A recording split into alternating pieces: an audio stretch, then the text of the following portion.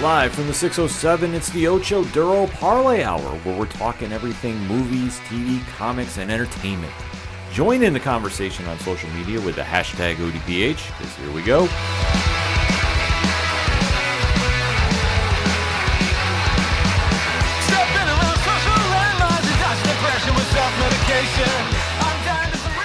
Welcome to an all-new edition of the ODPH podcast. What is happening, everybody? Thank you so much for joining us this week. My name is Ken M. Joining me in studio, as he always does, you know him. He's the co-host. His name is Padawan J. I apologize if I sound a little off or maybe sneeze or cough or something during this episode. I'm recovering from a minor case of con crud. Yes, indeed. We have triumphantly returned from the Big Apple with a lot of news breaking over on ODPH social networks, Nerd Initiative social networks, and recap shows galore left and right. So definitely make sure you're following both the ODPH and Nerd Initiative on your favorite social media accounts, because we have a lot of content coming throughout the week. And for anything else that is the ODPH pad, where do they go? ODPHpodcast.com. Right on, from the TeePublic store to the blogs to the social media links to the directory. Pat, how many providers are we on? 103,375.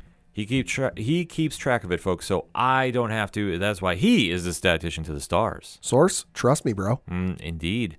Also, check out the classified section, which has friends of the show such as 3FM Podcast, Dragon Master Games, Nerd Initiative, and many more. Also, the band section, you can find out everything going on with Brian Wolf and the Howlers, Second Suitor, Tom Jolu, Floodlands, Shout Out the Robots, all the amazing groups that you hear on the ODPH is right then and there. And for anything else that I'm missing, it is at odphpodcast.com. And remember on social media to use the hashtag ODPHpod.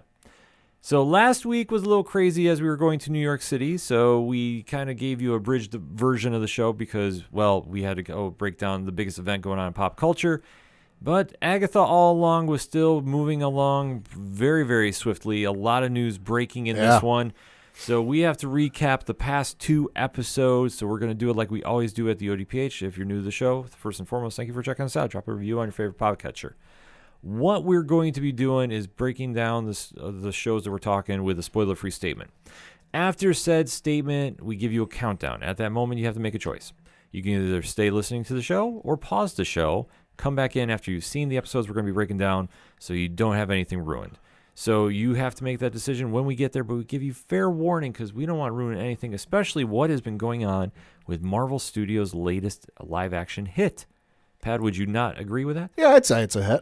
I would say so, too. I mean, obviously, coming out of the pages of WandaVision and Doctor Strange Multiverse of Madness, the magic era of the MCU is now in full effect with Catherine Hahn reprising her role as Agatha Harkness and really delving into the legacy now left behind with the Scarlet Witch.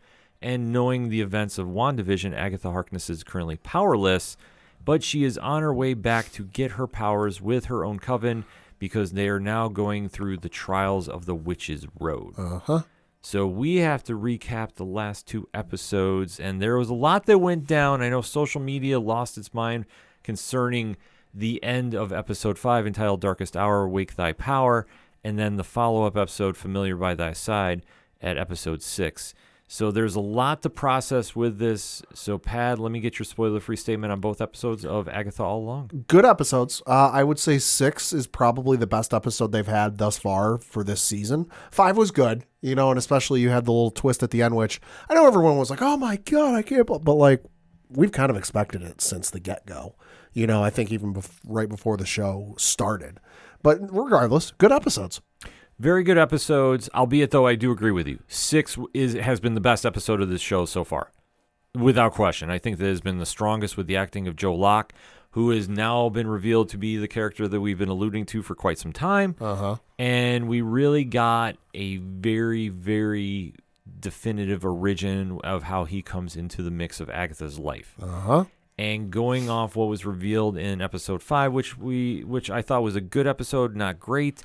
But once we get to the end, that's where everybody lost their minds and we got the big reveal that we've all been waiting for.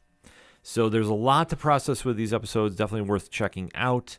But let's get into that spoiler talk, Pat. So in 3, 2, 1, talk to me. Like I said, good episode 6, best of the one thus far. The twist with the teen being Wiccan, okay, No shit. Mm-hmm. We've been saying that for a couple of weeks. That felt pretty fairly obvious. I will say, though, the twist at the end of episode 6 with what he's looking for, what he's hoping to accomplish at the end of the road, not what I was expecting. Makes sense, though. But I'm excited to see where this goes. I agree. I mean, I think that they definitely threw a little curve in episode 6, Yeah. which I liked. And I agree. Like I say, that's the strongest episode this show has been. I don't think anything else before has really stood out like this. I think they've been trying to establish all these trials. Yeah. Because I don't feel that we need to spend a lot of time on episode 5 just because we've been doing this now for 3 episodes with these trials of the Witch's Road. Uh-huh. So I don't think there's a lot that they reinvented the wheel here. Nope. But they definitely got to the point they needed to, because where that episode kicks off is the Coven is getting chased by the Salem 7. Uh-huh. They wind up doing this very unique shot of them flying away on broomsticks. Reminded me a little bit of Hocus Pocus. Yeah. A little bit. So I would say it was a little fun moment, Yeah. not taking anything away from it, because at the end of the day, the magic side of the MCU is now mixed with the Disney side, Yeah. which we know the Disney influence on these projects. We've seen this time and time again. It's not saying it's bad. It's not saying it's great. It is what it is. So if you're into that kind of vibe, this was definitely playing into your wheelhouse.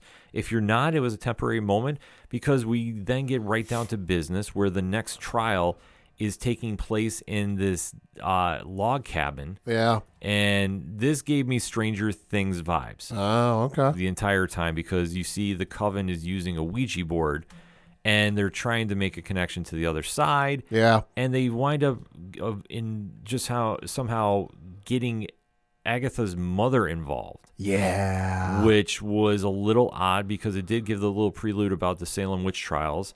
Or I believe it was that point. It was, Yeah. If not, it was 1693. Yeah, I it's believe. a Salem witch trials. Okay, so that's what I thought, but I'm just double checking about this, because, like I say, they gave you that image quick, and then they got right down to business, and then you go back to here where Evanor is talking to her daughter, and you find out that Agatha, what did she do to her previous coven? Oh, she killed him. Yeah, which, I mean, she's on her way to do her business. I mean, that's one thing. Agatha is not exactly a innocent character. No. And this is played. It's never simple with her. Never simple, and this is something that's played in the comics before. So, like I say, this was pretty much par for the course. If anybody had been sitting here thinking that, she's a hero. No, I mean... Are we watching the same show? Well, exactly. I've heard some people say that, but it's something when the character's performance outshines the character. Mm-hmm. And that's one thing Catherine Hahn has really done with Agatha's role. Mm-hmm. She's made this into almost like a sympathetic at times character, but it's kind of avoiding going into her backstory, because she's done some nefarious things. Yeah. So it's now coming to light as this is going, and you do see that, Evanor decides, I'm not letting you off the hook about this. Yep. And after trying to tell the Coven to leave Agatha, she attacks the group via possession. As one does. Yeah, which, I mean, this plays into kind of a wilder situation going on. So you do see that Alice is using her powers to separate Evanor from Agatha. And at the time, you see that Alice's magic is stolen. Yep. And this is par for the course for Agatha. So I had no problem with this. I know some people online were getting very, very worried about, how is Agatha doing this? Like, why? I'm like, Agatha is all about Agatha. Uh-huh. Like, there is no redeeming factor, so to speak, about what plays into the role. God, no. No. So, at this stage, it is what it is.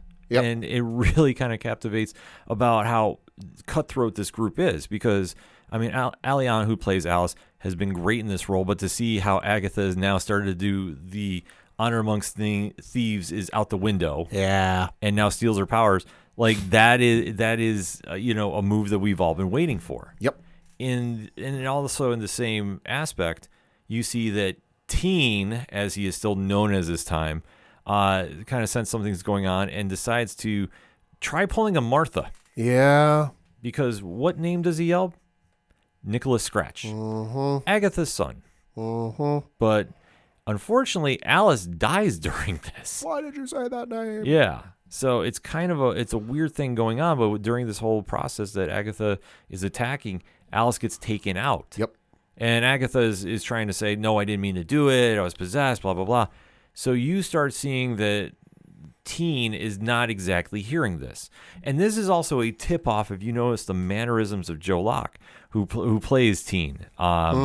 You definitely start seeing a resemblance to a certain magic force in the MCU. Yeah. But when this is all happening, just the mannerisms change, and you see that Teen is going after everybody in the Coven, Lila and Jen too.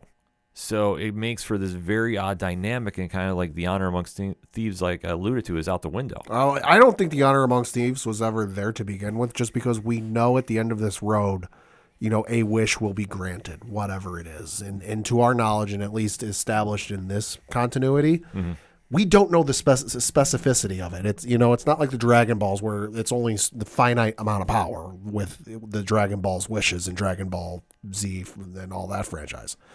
Like, there's no limit to what we can do here. So I feel like the honor amongst thieves, or the cooperation they have, is like this falsehood, this like fake flag, mask covering the true intentions, because it's like, okay, I can't do this on my own, so I'm just going to use every one of you to get what I need to the end and then get what I want. Mm-hmm. And like I say, you start seeing the breakdown of the group. I mean, Shazir Zamato, who's been playing Jen Kale, and Patty Lupon, who's been playing Lila, has really, embraced the roles, and you just start seeing this whole teamwork notion just go completely out the window. Yeah. And then you see Agatha getting frustrated with Teen, and now that she's got a little taste of power back, she's resorting back to that snarky attitude that she had during WandaVision. Yep. And she makes a comment that if you had any doubt of where this was going, I think this solidified the bombshell that they were dropping at the end. Well, of the episode. I think this is about the time where she figured out who he is. Yeah, because she tells Teen, "You're just like your mother." Mm-hmm. So when this goes down, you see Teen react. He possesses Lila and Jen and forces them to throw Agatha into this quicksand trap. And then he takes them out as well, too. So everybody's now sinking into the abyss. And then there's this camera shot, and it was so perfect because you start seeing the headgear of the character known as Wiccan appear on his head. Yep. Thus solidifying what we had already known. And what we guessed. What we guessed, but it was probably the easiest guess of all. Like, if you want to talk about the safest lock, I know that early on people were thinking Mephisto, people were thinking Nicholas Scratch himself. Right. This whole show's purpose, and I'm fully convinced of it, is to set up for Wiccan and Young Avengers. I mean, if we had to rank the believability of those three theories, I would go Wiccan number 1, Scratch number 2, and Mephisto number 3. Like, I can understand it. I can see the Scratch theory from a certain point of view. That, like, well, it would make sense for the show. For the show, it makes sense. It makes sense for the story. A little bit of revenge, whatever. Mephisto, no. I'm of the opinion they're never going to do Mephisto, and if they do, it's like a tongue-in-cheek thing. But no, Wiccan was the only one that made sense. I mean, here's the thing with Mephisto. If they were ever going to do it, it was going to be a No Way Home. Yep. And I feel that if they try forcing Mephisto into a character's universe that's not used to that aura, I don't think it's going to come across that well. I think you can do Mephisto with a Ghost Rider. Sure. If you wanted to do it with Thor, there's some history there. Sure.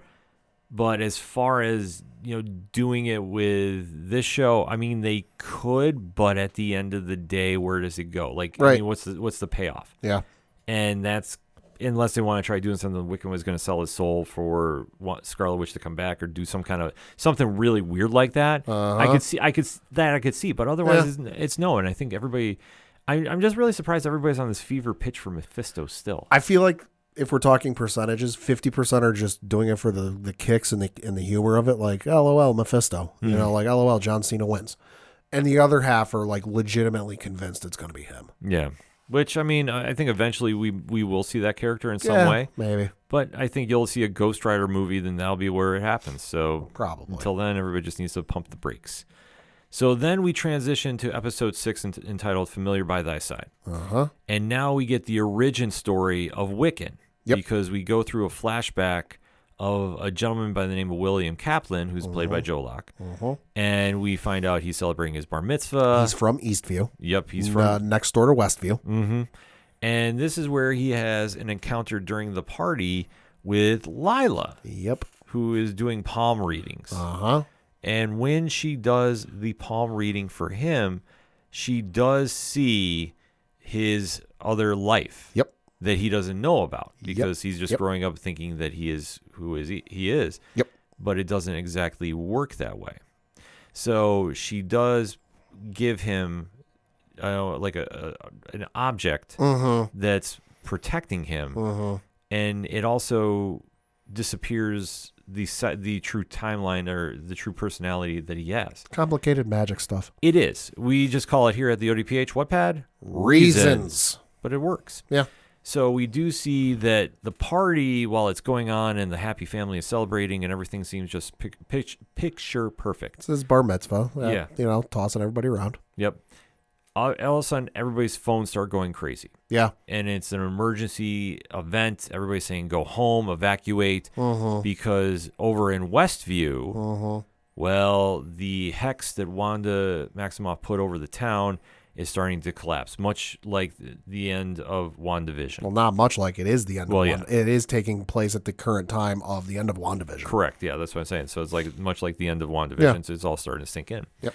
So as the family is driving away, William and his parents are getting very, very anxious about what's going on because they don't know. The mother who's driving takes her eyes off the road. She has to swerve. They wind up hitting a tree. Yep. And this is where things get very, very complicated. Yeah, to say the least. As it appears, William dies in the back seat. He is at least unconscious and not breathing, as confirmed by the father in the front seat of the car. Correct. And bleeding. So at this moment, he suddenly wakes up, but it is not him. Yep. It is literally the moment where the soul of Wanda's kids disappear from WandaVision, and now the soul inherits the body of William Kaplan. So it's Billy. It's Billy. Yeah, because the body that is William wakes up saying, Tommy. Yeah. So instantaneously, they do a very, I would say complicated, because when you start breaking down the formula for it, it's just a weird timing point, especially with the object, which I believe is called the sigil. Sigil, yeah. Sigil? Yeah. You have that protecting William, but it must have fallen out when this happened. So, like I say, this whole complicated thing, I feel, because I was confused at least until it got explained a little bit earlier. I think the confusion would have been at least alleviated a little bit with just like a little 30-second thing in post with like some special effects. Have like a spectral figure. It doesn't even have to look like the kid who played Billy in WandaVision. It can just be a ghostly spectral figure with no form or shape appearing into the kid. Yeah. Which would have gone, oh, hey, something weird just went into the kid. And then you would have heard the whole explanation going, oh, okay, well, that's the spirit of Billy. He entered the kid at that point. I feel like it would have alleviated the confusion a lot. Well, I know that they played this off much like they did in the comics. So, sure. Like I say, I mean, it is, like I say, the whole Wanda's kids is just very complicated. Yeah. But it makes sense for where they were trying to go with the story. And then, sure enough, you see that now Billy Maximoff is trying to live the life of William Kaplan. And there's complications with this. He can't remember anything before his life here. Yep. And you do see now he's developed telepathy to a degree. So he is struggling to learn this, and then they do a time jump to 3 years later. Yep. So William and his boyfriend, Eddie, are trying to decipher what's going on. And they wind up enlisting the services of a mysterious person from the internet, but is a very familiar face to a lot of MCU and 20th Century Fox fans. Greatest MCU character of all time. Break it down. Ralph Boner. Yes. The formerly known as Quicksilver in the X-Men universe. Except it wasn't. Reasons. Reasons indeed. Evan Peters reprises his role as Ralph Bonner. Masterfully. And is now a conspiracy theorist concerning what happened with the Hex. Full blown. Like he's got anti-witch spray. Oh, yeah. No, he's completely paranoid. Which, understandable. given what happened, you know what? I can forgive him for that. Completely. Like I say, I'm not faulting the character. I thought he played it beautifully. Yeah. Because that going through that as a normal human, Yeah, that would be traumatic. Yeah. So I completely understand about why he's acting the way he is. And he's sitting there and trying to tell what happened and involving the twins. And he knew very much all in detail about what was going on. Yeah. So it's almost puzzling about how he survived and remembered this. So, I mean, maybe, just maybe, we might see him actually be Quicksilver in the MCU. Like I say, maybe. There was just something in that performance that he just knew too much. Yeah. And I understand that, he was there and obviously being a crucial part of what was going on. But it almost seemed like, okay, everybody else couldn't remember, but you can. So that doesn't, how does that match up? Unless it's going to tie into something, which I think is going to happen at the end of the season. Could be. So we'll have to wait to see how this goes.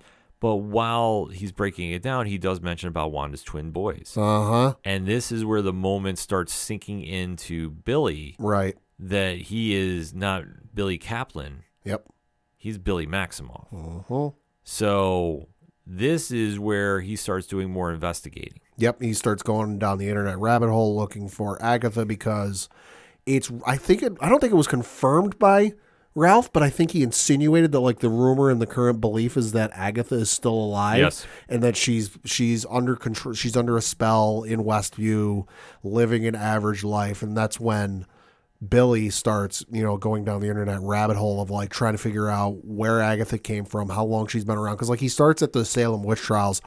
That doesn't get him anywhere, so he starts widening his search, and I know there's at one point he finds a photo and he starts using whatever it is they have for a search browser there, because it wasn't Google, it was something, I forget what it was called, it was something else, and he finds a photo of Agatha when she was at the Hindenburg disaster. So it's plausible to draw connections that at least in this universe Agatha caused the Hindenburg disaster, which for her, that's not out of the realm of believability. But he starts, and that's when he discovers, she is, where they say she is. She's a cop in Westview. I do love how they threw in the Dolly Parton reason that she might be Jolene. She might be Jolene. I thought that was a good nod. Brilliant as well. So Billy is now determined to go figure out what's going to happen. Yep. He takes off for Westview. And you now see his vantage point of when he goes into town, finds Agatha in her new life. Yep. And breaks into the house, has that moment where everything's going on, and you literally get the play-by-play about how he gets entered into her life. And you do see that, obviously, where that spell was going on originally, that he was trying to say he was Billy Maximoff, and that was blocked because of what was going on. So everything really makes some sense going and playing out to where we thought it was going to be. Then they time jump to the present. So like I say, it was a very cool backstory at this moment, but once we get to the present, we do find out that there is a little more going on. Yep. Because Agatha does escape the mud trap. I'd say it's quicksand, but yeah, mud trap, quicksand, same thing. She realizes the sigil has been destroyed. Yeah. So once that goes, she understands what Billy's goal is. Well, and I love the way they did this in the episode where she goes, "What could you possibly want at the end of this road? Would you like to bring back Mommy Dearest? No, that's too simple. Would you like to bring back your dear robotic daddy," or whatever it is she says? She goes, "No, because who even really knows where he is these days?" She goes, "I think you want to bring back the person that means the absolute most to you in your life, and that's Tommy." And the way he reacted pretty much confirmed, that's what he wants. Because I was watching this play out, and like we expected him to want to bring his mother back. And that's what we figured the end goal of this series would be. And hell, it still could be. You never know. But when she said, "Oh, you want to bring your mother back?" No, that's too simple. And I'm sitting there going, well, what does he want? And then when they brought up the brother thing and he didn't deny it. He didn't say no. I'm like, well, shit. Okay. Well, I think it ties into the brother, but I think that it's ultimately he wants his family back. Yeah. So I think that that's the loophole he's going to say. And obviously he doesn't want to tip his hand to Agatha because he has now realized he can't trust her. Nope. So they have this very weird, uneasy alliance now happening because Agatha says, well, we have to continue together because you're too unstable. And I'm the only person now that can help you since you got rid of everybody else. And that's literally how the show ends. Yep. So there's a lot to process. I mean, Yeah. this was heavy Wiccan loaded for plot, which I'm not mad about. Because, I mean, ultimately, that's what the show is supposed to set up. This is his solo series to get built in for whatever they're going to do for Young Avengers. Which, again, if it's not obvious at this point, that's what they're doing. I don't know what else to tell you. Well, that's what I think that fans need to realize is we're going to have a very different lineup than the original Young Avengers. Yeah, which is fine. Yeah, which, I mean, I'm curious to see how they're going to do that when they do that show. Yeah. Because obviously knowing about the character of Kang being involved, and we don't know what that status is going to be then. Yeah. That also becomes an interesting dynamic to play around. And for where things ultimately are going to end up with this possibly bringing back Wanda Maximoff, which I would not doubt. As much as they're trying to evade the audience from guessing it, I think that that's what Billy's wish is going to ultimately be. He wants his family back. They haven't ruled it out, and they haven't explicitly said, and even if they explicitly said it in the show, there's some folks who still wouldn't believe it, but they haven't explicitly said in the show she can't come back. Mm-hmm. All they've said is there was that companion source material book or encyclopedia or whatever that said she's dead. Well, I mean, at this time she is. Right. But it's the one thing about comics and even the movies. Right, but my point is they're not saying, oh, you can't use your wish to bring people back from absolutely. the dead. Yeah. They haven't said that. They're too, like I said, there are no established rules or parameters with what the wish is at the end of this road. It's a limitless wish. Mm-hmm. Oh, I agree. So we'll have to wait to see how it all plays out, but at least we have a direction going that now there's only 2 members of the Coven left. 3 episodes in total, but 2 are going to be dropping the same day on October 30th to wrap up the series. So there's going to be a lot to process going on here. But overall, I thought they did a great job about giving Joe Locke a lot of screen time to work with his character, establish him to the audience. I think he's more sympathetic to his actions now.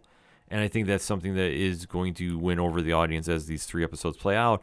That, yeah, maybe there is a little bit of overwhelming feelings going on because now his hidden card is now revealed.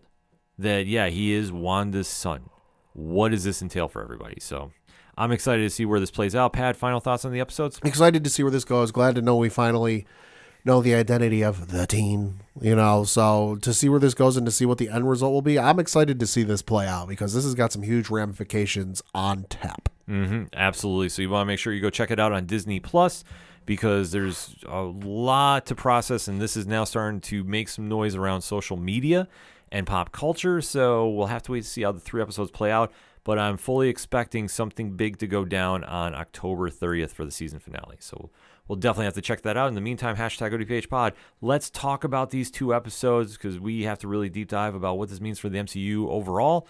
So let us talk some Agatha All Along. But first, we're going to take a quick break. We'll be right back. The content you are listening to is part of the Nerd Initiative Podcast Network. For more info about the home of pop culture positivity, be sure to check out nerdinitiative.com. Do you like comic books? What about movies and TV shows? Well, we may be the show for you. We're Hops Geek News, a weekly podcast that discusses comics, movies, and TV shows while featuring a beer of the week. Every week, we chat about what we messed up on the week before, and then we dive into what we're reading and watching, as well as some news. We then wrap it up with a geek-themed topic of the week. You can find us anywhere you listen to podcasts by searching Hops Geek News. Cheers. Coming back for another segment on this edition of the ODPH podcast. And we have to recap. I'm going to go out on a limb and just say this right now. Probably the strongest comic show on TV right now. Yeah. I'm going to say, in my opinion, Penguin has been a lot better than Agatha All Along. Just the acting and overall plot points have really been connecting, and we're seeing such magnificent performances from Colin Farrell reprising his role as Oswald Cobblepot, and Kristen Milioti, who's been absolutely crushing the role of Sophia Falcone. And Milioti has just been on a whole different level, and deserves all the awards. Yeah, I was going to say, especially after the episodes we're going to be talking about, one in particular. So we are going to be recapping the spinoff to the Batman movie from 2022, directed by Matt Reeves. From the Penguin, there was a lot that happened because now with the fallout of what transpired in the movie, the Gotham crime war is officially on, and the Penguin is in the center of it all. And there is a lot to break down, like alluded to. So we are going to be recapping episode 4 entitled Sentiani and episode 5 entitled Homecoming. Same setup as last time, spoiler-free countdown, and then spoiler talk it is. So, Pad, give me your spoiler-free statements. Episode 4, fucking incredible. Talking like top 10 best episodes of television ever. Good. Episode 5, also good. You know, not as good as 4, but when you're that masterful and that the standard is that high with episode 4, hard to match that. But it's a good episode. Episode 4 is the best of the season. Yeah. I don't think there's any question. I'm just puzzled by anybody who had done early reviews of this show and really did not like this, because if you watch episode 4 and you're not saying this is like amazing, I'm really curious about what your thoughts are that you did not like about it.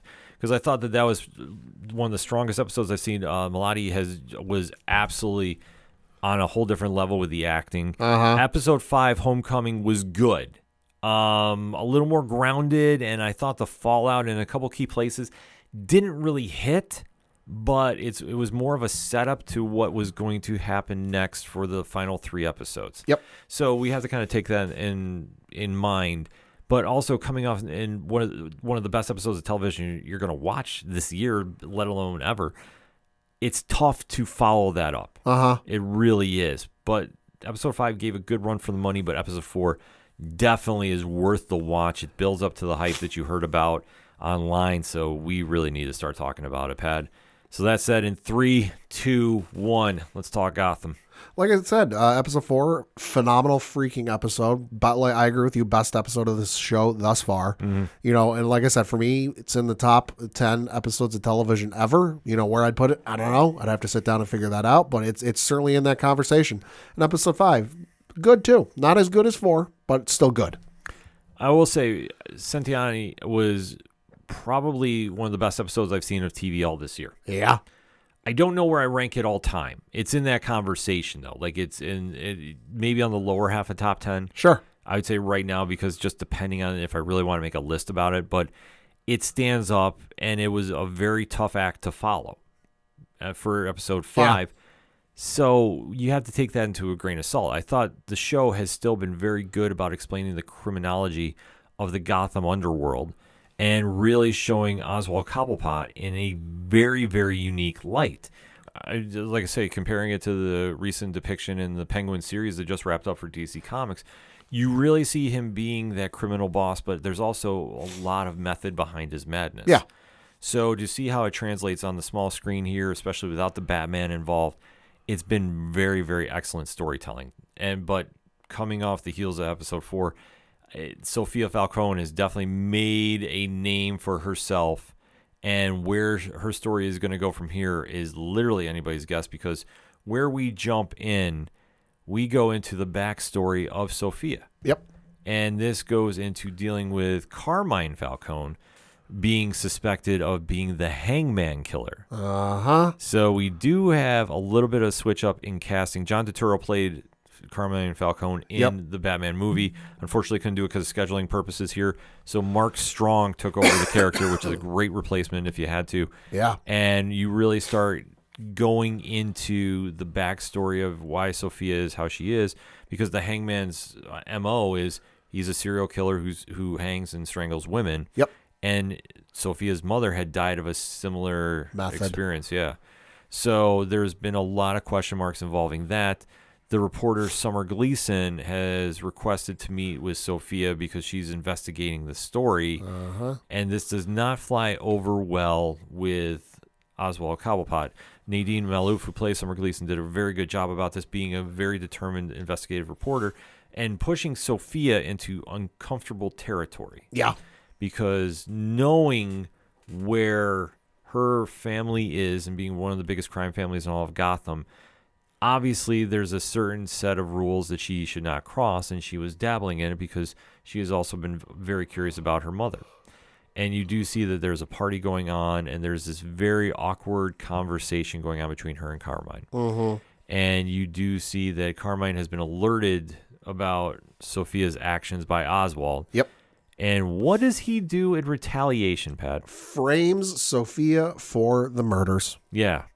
So he changes the entire narrative. Flips the script, as one would say. Because Sophia was the true heir apparent to the crime family. Yep. Until this action went down. Yep. And Carmine says, I can't have any loose ends tied up here. You're sick. You're not well. Yep. And thus getting her arrested and committed to Arkham is one of the most despicable things I think I've seen done. But this plays into the nature of the Maronis and the Falcones. And it's even more twisted because she's there initially for only 6 months. Mm-hmm. Supposed to be a quick in and out. Hey, hi, how you doing? But then it turns around, and because everyone's afraid of the Falcone family, he has the stay extended for 10 years. Yeah. And she only has one ally through this entire point, and that's her brother, Alberto Falcone, Yep. who's played by Michael Zegan. Yep. And, I mean, he has been obviously forced into the family limelight, and until he takes power with the family, he Yep. can't do anything to get his sister out of this. Yep. So it is this very, very unsettling dynamic that goes on because where she was only supposed to be there 6 months, there's more, Carmine is keeping more Yeah. evidence against her Yeah. and keeping her at bay because then it turns out Summer Gleason is murdered Yep. in the same manner, and then she's pinned for the killing. And it really goes into this other area of Arkham, which it's kind of, in a sense, a bit ironic because they were talking about doing an Arkham show. Right. Based in this universe. Right. I think the Arkham show was supposed to spin out of this or just the universe in general, and then they elected not to. Yeah. So would have been interesting. It is. It completely is interesting. So you see that Sophia is dealing with the abuse of the inmates. Yeah, because, well, prison. Mm-hmm. And the first doctor she has to deal with, Dr. Ventress, I believe. Yes. Is now doing extreme measures. To the tune of electroshock therapy. Yeah. Yikes. Which is not doing anything for, her state of mind. Like they're more or less just torturing her for 10 years. Yep.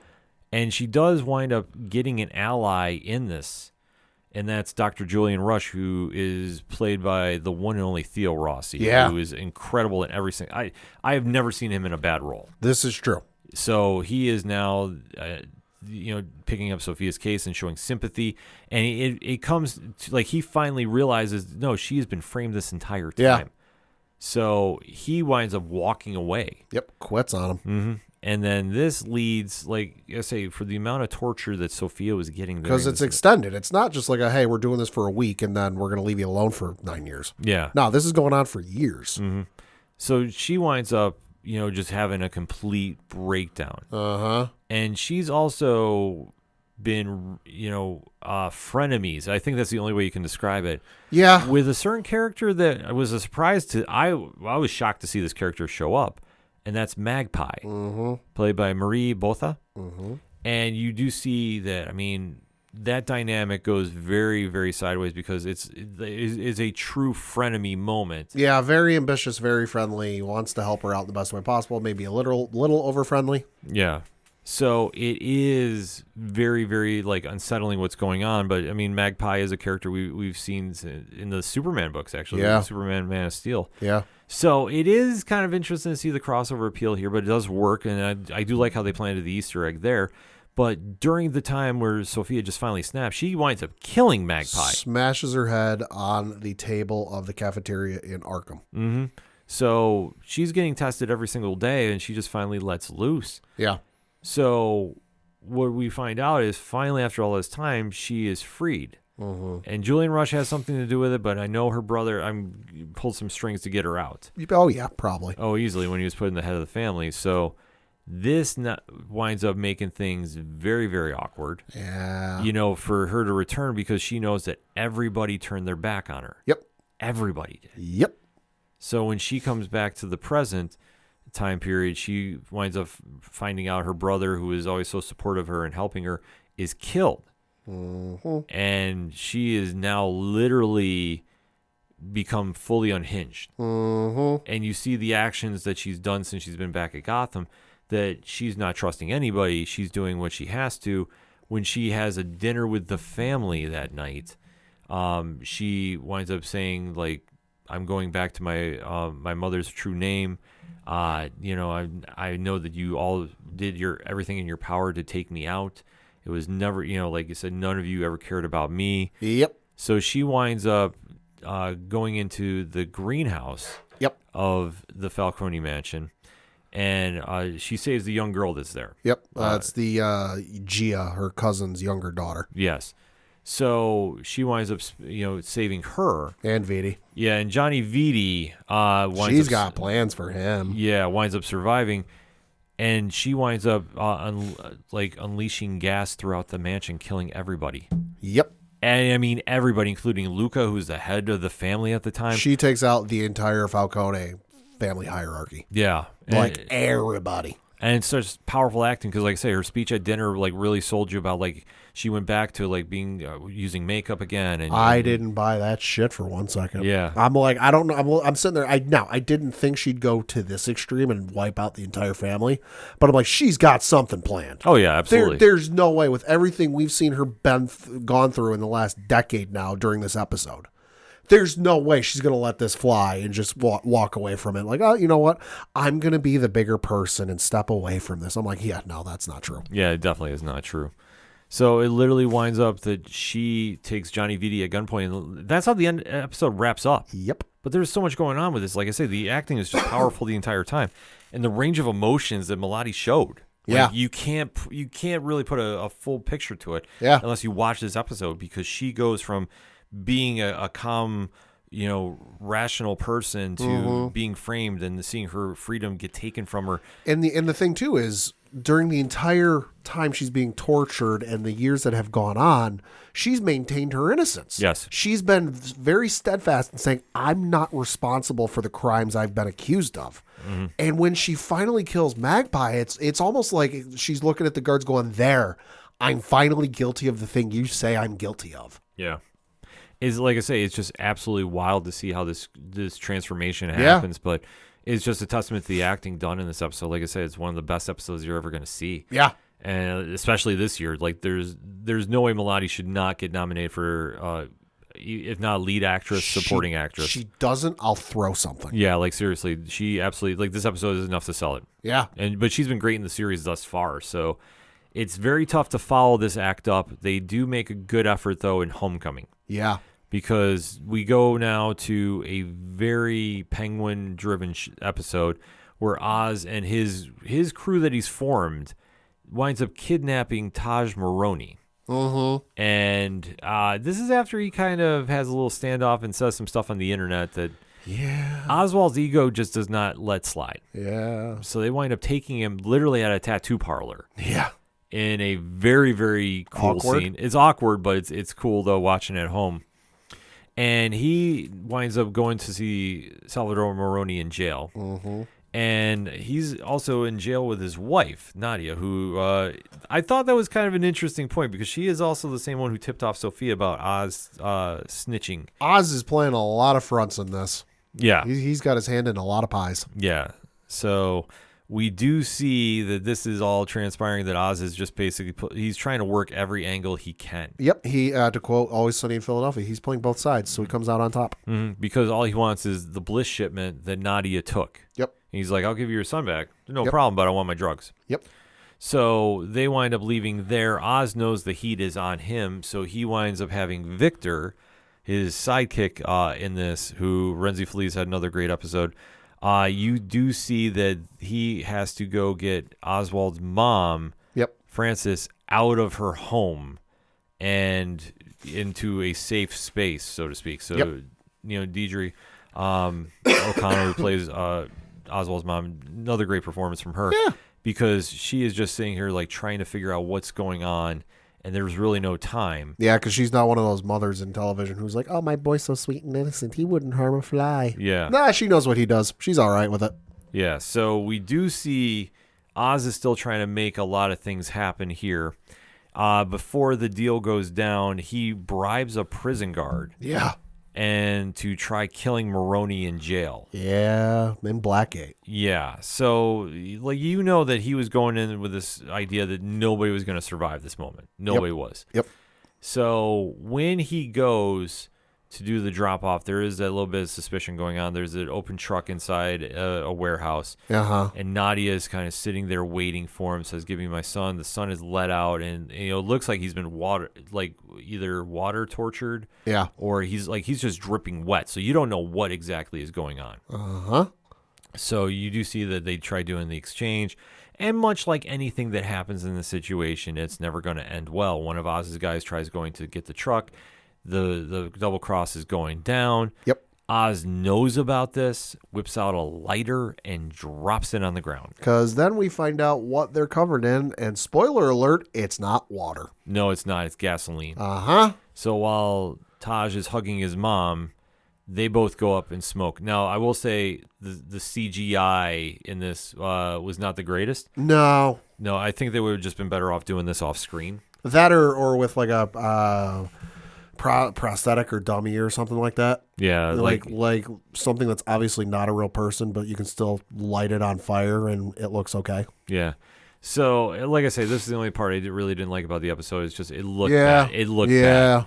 Like, had they just alluded to it and just kept the camera shot on Oz, who's standing there watching the fire smiling, Yeah. it would have been better. They do make this dramatic escape, but unfortunately, the fire sets off the fire extinguishers. Yep. And that's chemicals, and that ruins the entire Chemical extinguishing. Yeah, it's the entire crop of bliss, Which are mushrooms, apparently. Yeah, which are magical mushrooms. Go figure. Yeah, so you do see that goes up in smoke. So there, no pun intended to the previous scene, but Yeah. Obviously, The entire crop, I guess you could say, of drugs are now gone. yeah.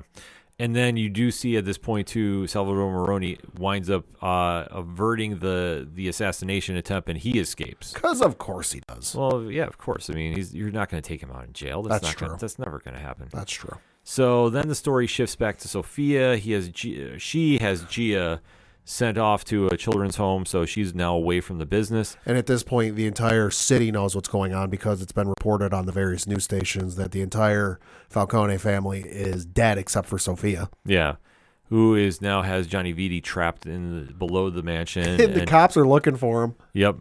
And she winds up returning the favor with the torture since he knew about what Carmine did. Yep. And did nothing to help her. Yep. She decides to give him a receipt and just is torturing him until he pledges support to be in the new family she is going to lead. And I got to give Colin Farrell some credit for this whole scene because when they were showing the television screens and the news reports about what had happened, there was a shot of Penguin seeing the news, and he looked like he was shitting himself. Oh, yeah. Well, he's like, wait a minute, I'm planning for everything. I didn't have this on my board. Well, that's the whole point now that he's got such a big target on him. Uh-huh. And he has to be so careful about alluding to it. Yeah.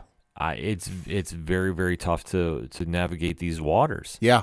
And he is going to really have to bring his A game because you do see that Sophia is now addressing who's left of the family. Well, and also the person you're trying to control and manipulate is willing to off her entire family. Yeah. Can you really expect or trust her to be on your side when it comes down to the choice? Mm-hmm. I would say no. Right. So you do see how she is saying now the family is going to be known by my mother's name of Isabella Gianti. Mm-hmm. And now you're going to have to prove how you're loyal to me.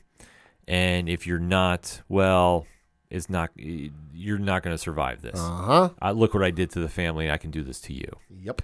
Rule by fear. Yep. And she is supported by Dr. Julian Rush, who now there's a romantic relationship going on. A little bit of the Harley Quinn Joker story just flipped. Yeah, which I liked. I'm not gonna lie. I did like this. I thought it was a very cool twist. Makes sense. Yeah, it's a very cool twist.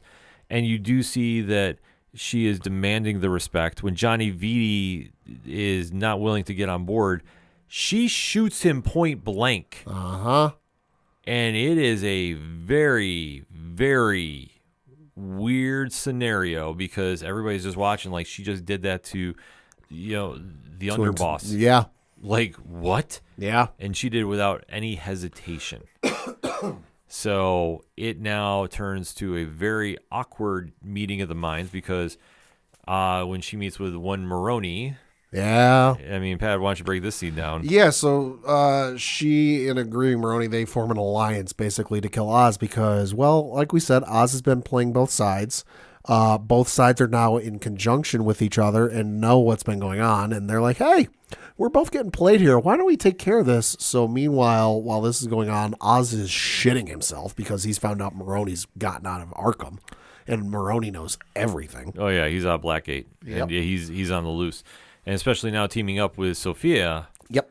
That is not good for anybody. No. But Oz is now really thought he was on the top of the world, and he comes crashing down. He winds up breaking up with Eve. Yeah, well, he loses. She's not exactly on board with what he's been doing. Well, okay. Well, the whole thing is, I think everybody knows how much heat he's bringing on himself. Yeah. So why do you want to be around there? Yeah. Because that means you're not going to survive this. There's no way he can. Yeah. So he winds up escaping to the abandoned part of Gotham, which was completely destroyed in the flood, where nobody is looking. The other thing too is his mother hates him. Oh yeah. So he's literally got nothing. No, he has nothing. His mother rejects him, and he is literally just trying to salvage something. Yeah. So he winds up going through the underground railways of Gotham, which are now completely abandoned because of the flood. Yep. And him and Victor say we have a new base of operations because he found this secret headquarters. Right. And it's super fucking humid. Yes. Which is perfect for growing mushrooms. Yeah, so he now has this kind of sense of like, maybe I can come back and maybe reclaim the throne. Yep.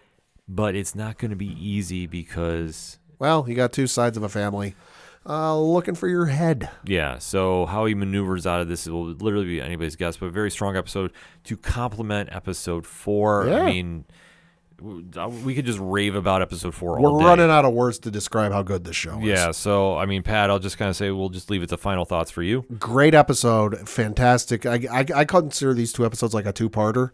You know, one leads into the other, and it's going to be real interesting to see where this goes. And I will say, if this ends up only being a one-season show, I'm going to be a little disappointed because it's been so damn good. Same. I would not mind seeing this roll into 2, and it still may. Like, we don't know. I mean, the panel at New York Comic Con didn't really tip off too much. I mean, we did get the mid-season trailer there. Right. But it's still anybody's guess about where we go from here. But I would love to see this. I think all the actors want to come back, you know, pending if they survive. Yeah. So we'll have to wait to see what plays out. But I think Matt Reeves ultimately has the call on that. So I will say this. I think the fan demand might swing this to go for season 2. Could be. I hope it does. The ratings have been going up each and every week. So we'll have to wait to see how this all plays out. But in the meantime, hashtag ODPH pod. Let us talk some Penguins, shall we? You can watch the show every Sunday night, 9 p.m. Eastern Standard Time on HBO Max. So definitely check it out. Talk to us about the episodes. We're going to get a quick break. We'll be right back. Hey, this is Scott Snyder, and you better listen to the ODPH podcast, or I'm coming for you, and Batman is coming for you. Coming back for the final segment on this edition of the ODPH podcast. And for one-shots, I mean, honestly, this week has been summed up by 4 letters, NYCC. Hell yeah, baby. So we did the post-recap show for Nerd Initiative, which is on the ODPH streaming network. Pat was unfortunately not able to make it for that. Yep. But we definitely want to get your thoughts about what stood out to you for the weekend, and let's talk NYCC for one last time this year. So I'll talk the good and the bad. Good for me was Lord of the Rings panel. The War of the Rohirrim had a bunch of some of the behind the scenes folks. A couple of the cast members were there. Director was there, producers and what have you. Hosted by Stephen Colbert, because unless you weren't aware, Stephen Colbert is like the biggest Lord of the Rings fan on the planet. Dare you to stump him on a Lord of the Rings question. Peter Jackson tried. Yeah, that Peter Jackson, the director of the Hobbit films and the Lord of the Rings films, he didn't stump him. Panel, honestly, I went into it admittedly a little skeptical, just because, you know, it's based on a story that's in the appendices of Tolkien's work in Return of the King. You know, there's some stuff there, but I wasn't sure if there was enough for a whole movie. You know, it's animated, it's not live action, but I got to say the panel assuaged a lot of my fears with the film, because they said initially when the film was being conceptualized, You know, it was going to be in the Peter Jackson universe. It doesn't sound like it is now, but it's still in the Tolkien universe. But when they were conceptualizing and coming up with the ideas, they had access to like the full body of work from the Lord of the Rings films, concept art, people who worked on the movies. So a lot of the stuff we'll see in the movies based on those same drawings and same concept and whatever else from the original films. So that coupled with, we got to see, I looked at my watch because they showed us some footage during the panel. We got to see 7 minutes of footage from this thing. It looks incredible. You know, they play the Rohan theme that Howard Shore composed for the original trilogy, which, man, you want to get goosebumps on my arms. That sure did. But no, it looks really good. I cannot wait for this to come out. It looks tremendous.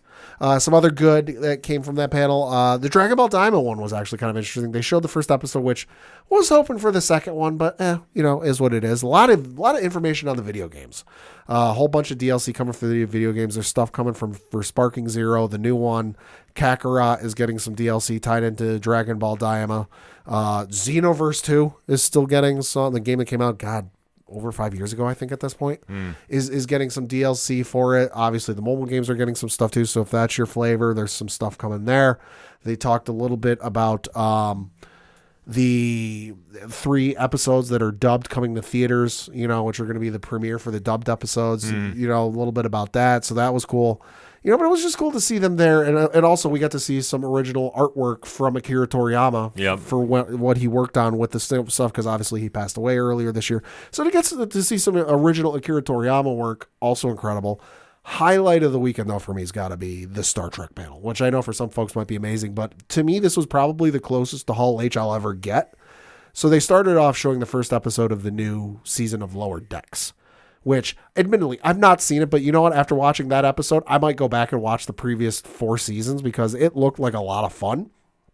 They did a little bit of Q&A about that. That was fun. They then basically launched into, hey, we're going to talk about all the other projects we got going on with the TV stuff and the movie. And it was like announcement after announcement after announcement after announcement. And then when you couple with, they're talking about Section 31, the Star Trek movie they got coming to Paramount Plus in the new year. And I think it's the later part of January. And they're like, oh, here's the director. We're going to bring out the cast. Yay, yay. And then they go to sit down and the screen over the stage in the Empire stage goes, transmission interrupted. And then the footage cuts in and it's a zoomed in, Skyped in, video call in, whatever they were using. Michelle freaking Yeoh showed up. Yeah, that was wild. I'm like, huh?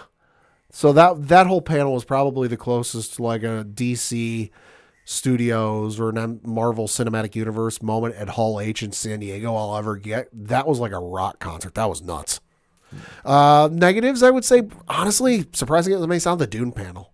The Dune panel was probably my biggest letdown of the weekend, just because I wasn't expecting the full episode, but I was expecting some sort of footage, some sort of like, hey, you know, for all I've seen, I don't think the director of the Dune films, part 1 and part 2, is involved with this. He might have a producing credit, but everybody has a producing credit these days. They didn't really show any footage other than a trailer, which, okay, fine. And they gave a release date, which, hey, cool. We also found out that it's going to be 6 episodes. So, okay, good to know. But that was kind of it. It was kind of that plus the cast just talking about things. But then we found out that, like, hey, they filmed it last year. They haven't seen each other since then. So it really wasn't a whole lot to go on. So I was kind of looking for like, oh, hey, we're going to get to see some stuff. Maybe see what a little bit of what this is about. And they told us a little bit about it, but they really didn't give all that much about it.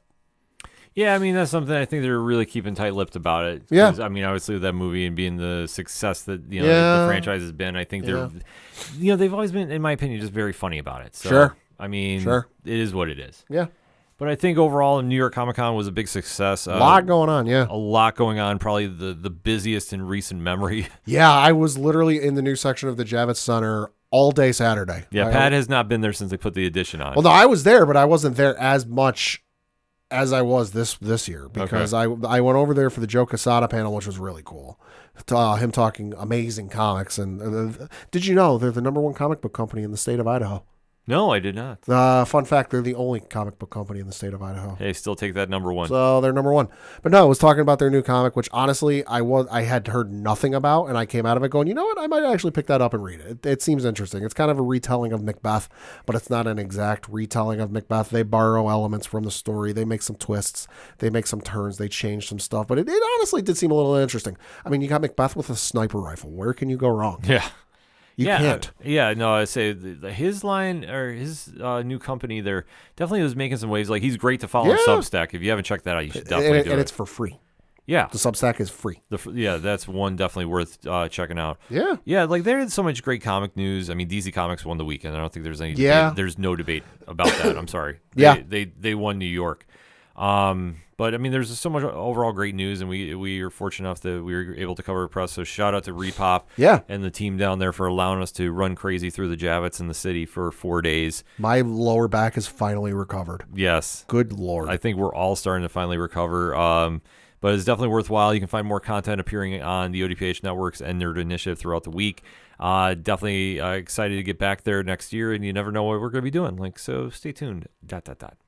But before we get out of here, it is New Comic Book Day, so obviously, we're talking Comic-Con. We're definitely talking some comics. Pat, what you picking up this week? One from DC, two from the fine folks over at Marvel. The one from DC, surprise to no one, Superman issue number 19, Legacy issue number 862 by Joshua Williamson. Dan Mora is the artist.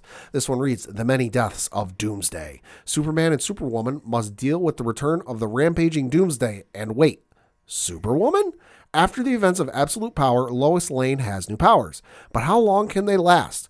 And waiting in the shadows is one of Superman's greatest enemies, the Time Trapper. Jump on to a new exciting story arc that will shape the future of Superman. So it's Joshua Williamson. It's Dan Mora. You cannot go wrong. No, you can't. I mean, the issue is amazing. I'm not going to spoil anything for Pat. It definitely lives up to the hype. Yeah. Then from Marvel, you got Iron Man issue number 1. Spencer Ackerman is on the author or the writing work. Julius Oda is the artist, and the description of this is, quote, a new brutal era begins. Roxxon and AIM team up to take on Stark Unlimited, but they're ready for the old Tony Stark. This one, he's a lot angrier than he used to be. Iron Man is going to war. New armor, old enemies, and unbelievable twists abound in this fresh take on a Fury-powered Iron Man from Pulitzer Prize-winning journalist Spencer Ackerman and groundbreaking artist Julius Oda. This one I'm excited for just because I love the last run of Iron Man they did, so you got a lot to live up to in my eyes.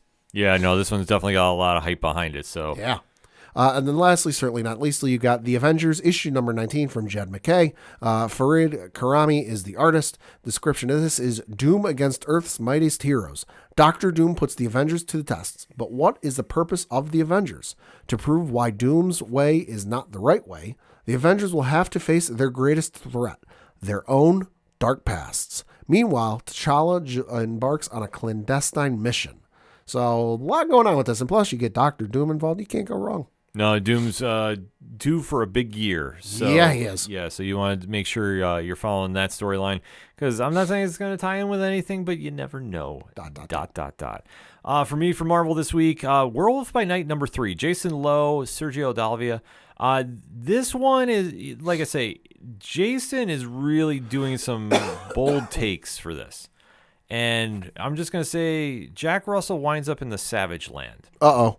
I'm just going to leave it there. Enough said. Like I say, it's a very cool issue. Definitely worth checking out. Like I say, it's living up to the Red Band edition that Marvel's been doing. So it's a very cool story. So you definitely want to check that out.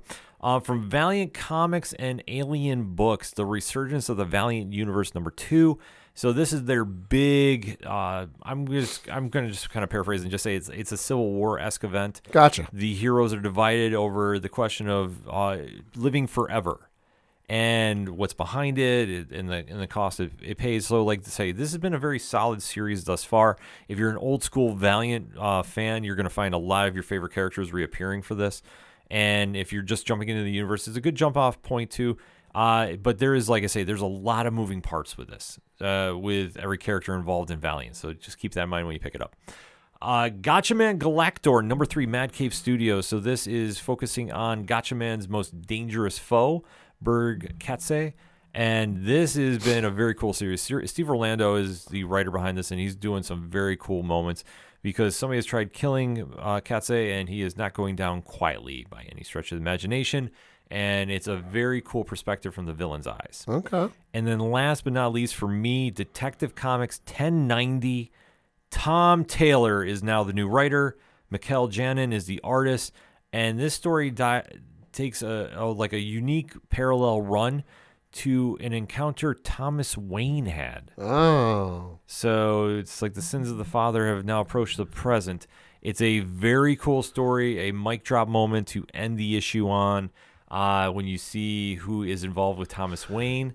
So definitely cool things going on with DC. This is their all-in issue, and I would be absolutely regretting myself if I did not plug Absolute Wonder Woman #1. Yeah. That issue is absolutely insane. I did not get the chance to review it, but I have read it. No spoilers. Go get it. It is absolutely insane what is going on in that book. So you definitely want to check that out. For more reviews, I believe over 40 this week at nerdinitiative.com. So make sure to go over there, check out the best picks of the week, and let us know what you're grabbing at the comic shops, because it is new comic book day, and you should always make sure to stop by your LCS when it's a Wednesday. That being said, for anything and everything that is the ODPH, you can find it at odphpodcast.com. That's it for this week. So for the one and only Padawan J. Thank you. I'm your host, Ken. Thank you as always for listening to the ODPH podcast. We'll see you next time.